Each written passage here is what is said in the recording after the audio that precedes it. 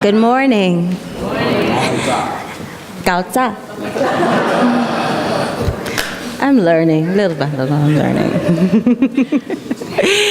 We are thankful to the Lord because there's a word for us this morning. And if you'll allow me, I would like to address you from the topic, a little town of Bethlehem. In 1958, the population of Gary, Indiana was approximately 178,000.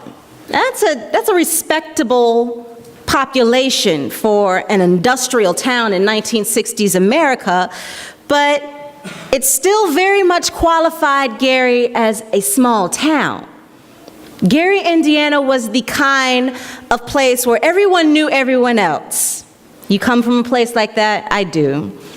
It's the kind of place where you knew what was happening before it even happened. It was that small.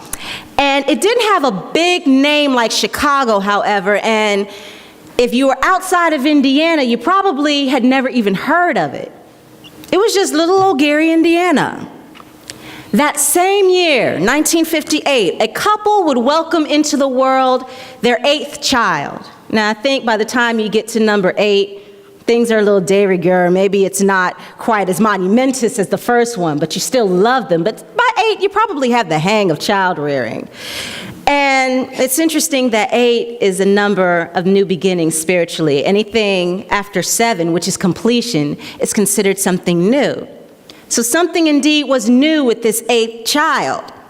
And they would name this 8th child Michael Joseph. We know him as the king of pop.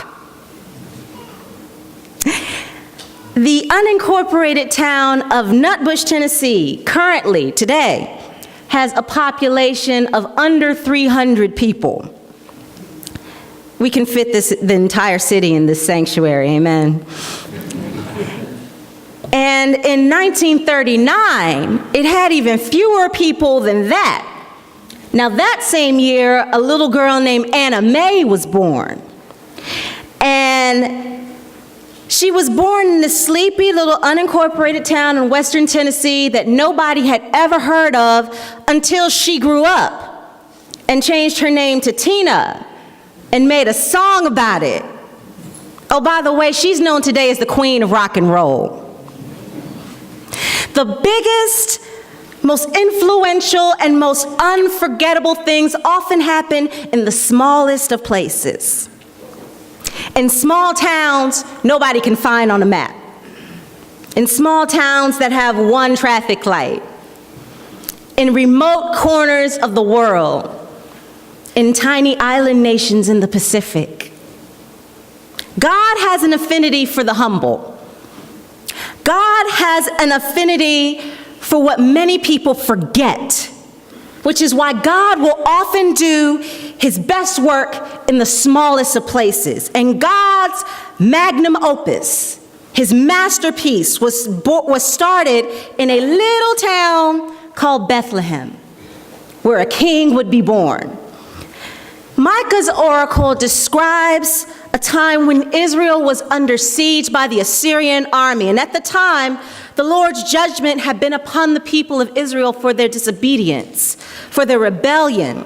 And the land was under heavy military occupation, much like it was in the time of Jesus' birth. The people were under occupation and they had no control over their own destiny. And Micah isn't shy about pronouncing the judgment of God, but he also leaves the people with hope in a very specific promise.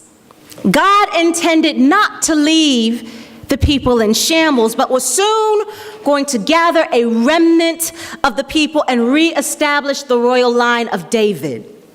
And ground zero for this revolution was this small town of Bethlehem. Here's what you need to understand about Bethlehem. Back then, Bethlehem wasn't a big idea. It wasn't a big city. It wasn't a big deal at all. It was very tiny. It was a hick town, if you will. It was lowly. It was humble. And not too much about it was remarkable. And sure, it's the ancestral home of David, But David ruled out of Jerusalem. Even David wanted to get out of Bethlehem, amen? The city had lost its luster. It had long been forgotten by the time Micah wrote his oracle, but it was out of this small, forgotten, unimpressive town that God would do something huge, memorable, remarkable, and everlasting.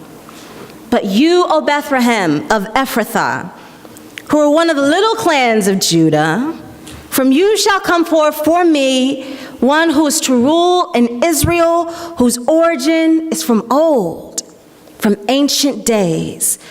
The present time for Israel was uncomfortable, sort of like labor pangs. I remember those.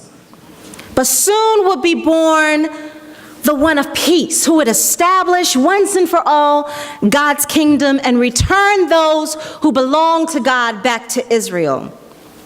Out of Bethlehem, that tiny town that everybody had forgotten, God would remember his covenant with David. In this Advent season, know that God is remembering our small places. God is remembering our humble places, the places even we forgot. God is remembering old promises. Wherever pain exists, know that they're just labor pangs. They're leaving way, they're leading to something wonderful about to arrive. And again, I remember labor pangs. They were painful, but eventually they ended. And I had something to show for it. God is even now restoring what the enemy tried to destroy. Even though we might have helped in that destruction through our disobedience, God is doing something new as we await the appointed time. So in your waiting, don't neglect the small places. Don't fail to look at what God is doing subtly.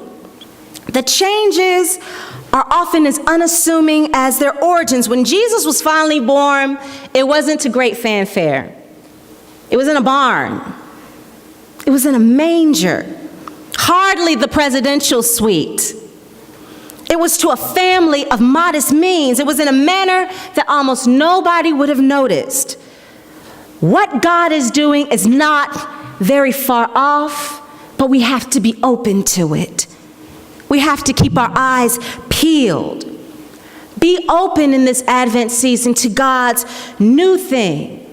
Don't despise small beginnings. It might tarry. It might seem like it's taking a long time, but it's almost here. O little town of Bethlehem, how still we see thee lie. Above thy deep and dreamless sleep, the silent stars go by. Yet in the dark street shineth the everlasting light. The hopes and fears of all the years are met in thee tonight. The little places is where God shows up. Watch out for it. Be open for it. Amen.